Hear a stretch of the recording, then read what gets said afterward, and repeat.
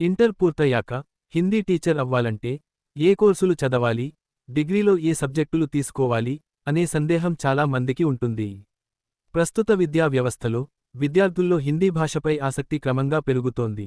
ముఖ్యంగా సిబిఎస్ఈ, కేంద్రీయ విద్యాలయాలు, నవోదయ పాఠశాలలు, అలాగే కొన్ని అంతర్జాతీయ స్కూళ్లలో హిందీ బోధనకు మంచి అవకాశాలు ఉన్నాయి. ఈ నేపథ్యంలో సరైన విద్యా ప్రణాళికతో ముందుకు సాగడం చాలా అవసరం. గతంలో 1 సంవత్సరం వ్యవధితో హిందీ పండిట్ ట్రైనింగ్ ప్రోగ్రాం ఉండేది. కానీ national council for teacher education నిబంధనల ప్రకారం ఆ ప్రోగ్రాం రద్దు చేయబడింది. దాని స్థానంలో 2 ఏళ్ల బిఎడ్ హిందీ మెథడాలజీతో ప్రవేశపెట్టారు.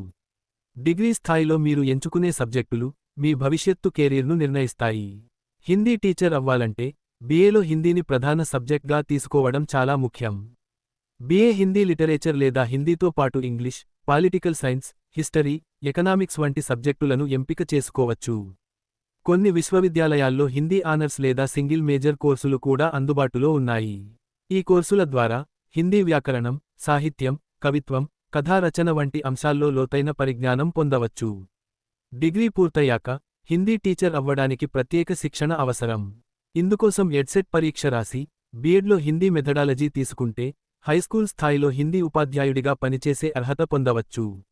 బిఎడ్ పూర్తయ్యాక టెట్ లేదా సీటెట్ పరీక్షల్లో అర్హత సాధించి ఉపాధ్యాయ నియామక పరీక్షలు రాయాలి.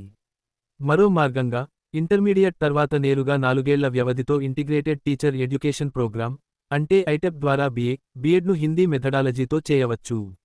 ఈ కోర్సులో ప్రవేశం కోసం నేషనల్ టెస్టింగ్ ఏజెన్సీ నిర్వహించే నేషనల్ కామన్ ఎంట్రన్స్ టెస్ట్ అంటే ఎన్సీఈటీ రాయాలి. ఈ పరీక్షలో సాధించిన మార్కుల ఆధారంగా కేంద్రీయ విశ్వవిద్యాలయాల్లో అడ్మిషన్ పొందవచ్చు. బిఎడ్ హిందీ మెథడాలజీతో పూర్తి చేసిన తర్వాత ఎంఏ హిందీ కూడా చదివితే హిందీ పోస్ట్ గ్రాడ్యుయేట్ టీచర్ అంటే పీజీటీగా ప్రభుత్వ మరియు ప్రైవేట్ పాఠశాలల్లో మంచి ఉద్యోగ అవకాశాలు లభిస్తాయి. మొత్తం మీద సరైన కోర్సులు, సరైన ప్రణాళిక, నిరంతర సాధన ఉంటే హిందీ టీచర్గా మంచి కెరీర్ నిర్మించుకోవచ్చు.